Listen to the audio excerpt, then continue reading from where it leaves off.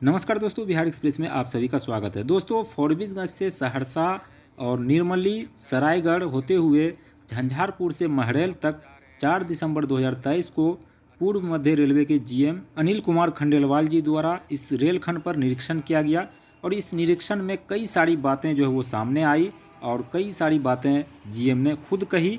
दरअसल इस निरीक्षण का मतलब जो है लोग नहीं समझ पाए, क्योंकि जीएम के द्वारा जो भी बातें कही गई थी वो सभी जो है वो झूठी साबित हुई।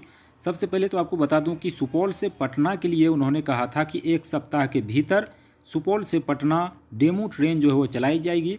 आप यहाँ पर देख सकते हैं स्क्रीन पर उनका वादा जो है यहाँ पर किस तरह से झूठा साबित हो रहा है। उन्होंने कहा था कि सुपौल से पटना के लिए 1 सप्ताह के भीतर ट्रेन चलेगी, जो कि आज तक नहीं चली है। करीब 18 दिन लगभग बीत चुके हैं, लेकिन इसके बावजूद ट्रेन का लोगों को इंतज़ार है। और जीएम से जब पत्रकारों ने सवाल पूछा कि सर ये बताइए कि 14 साल 15 साल बीत चुके हैं सहरसा और फॉरबिसगंज रेलखंड पर और अभी तक ट्रेन का परिचालन नहीं हो पाया है, तो इस पर भी इनका वही गोलमोल जवाब था जो आप सुनते आ रहे हैं कि बहुत ही जल्द इस पर ट्रेन चलाई जाएगी। उन्होंने कहा कि इंतज़ार की घड़ी जो है वो अब समाप्त हो चुकी है और कई सारी ट्रेनें आपको इस रेलखंड पर देखने को मिलेगी। जब पत्रकारों ने उनसे पूछा कि क्या ये ट्रेन परिचालन से पहले का आखिरी निरीक्षण है ये, तो उनका साफ साफ कहना था कि हाँ ये आखिरी निरीक्षण होगा और इसके बाद सीधा जो है ट्रेन का उद्घाटन होगा। तो यहाँ पर भी वो गोल गोल जवाब देकर निकल गए। पत्रकारों ने कहा कि क्या दिसंबर के या फिर जनवरी तक जो है इस रेलखंड पर ट्रेन का परिचालन हो सकता है, तो उन्होंने कहा कि हाँ आप मान कर चल सकते हैं कि ट्रेन का परिचालन जो है वो हो सकता है 1 से 2 महीने के भीतर।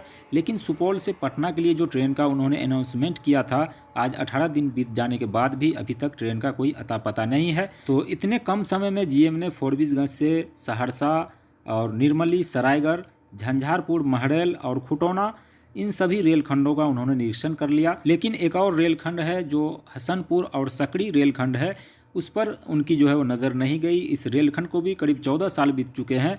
ठीक वही हाल है फॉरबिसगंज और सहरसा वाली लाइन का। तो इस पर भी लोगों को उम्मीद थी कि जीएम साहब यहाँ भी आएंगे और इसका भी निरीक्षण कर कुछ न कुछ यहाँ पर जो है आश्वासन ज़रूर देकर जाएंगे।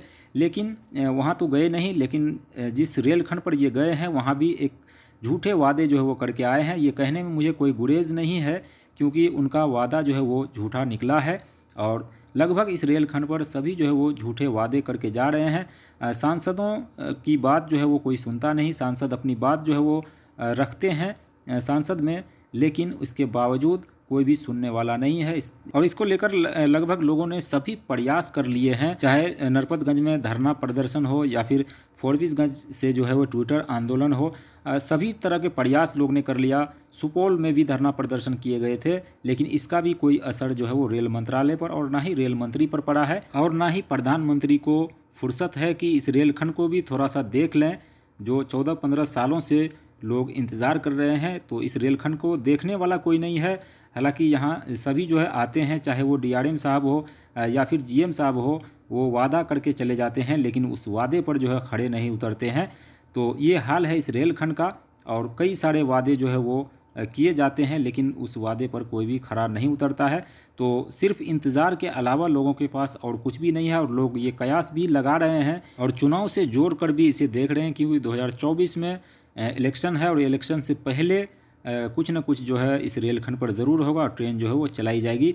ये भी लोग जो है उम्मीद लगा करके चल रहे हैं और यही हकीकत भी दिखाई पड़ रही है। तो सिर्फ और सिर्फ निरीक्षण है और निरीक्षण में लोग डीआरएम साहब को या फिर जीएम साहब को फूल मालाओं से लोग ज़रूर नवाजते हैं, लेकिन जीएम साहब या फिर डीआरएम साहब का इस रेलखंड को लेकर कोई भी पुख्ता तौर से कोई भी जवाब नहीं आता है कि आखिर ट्रेन कब।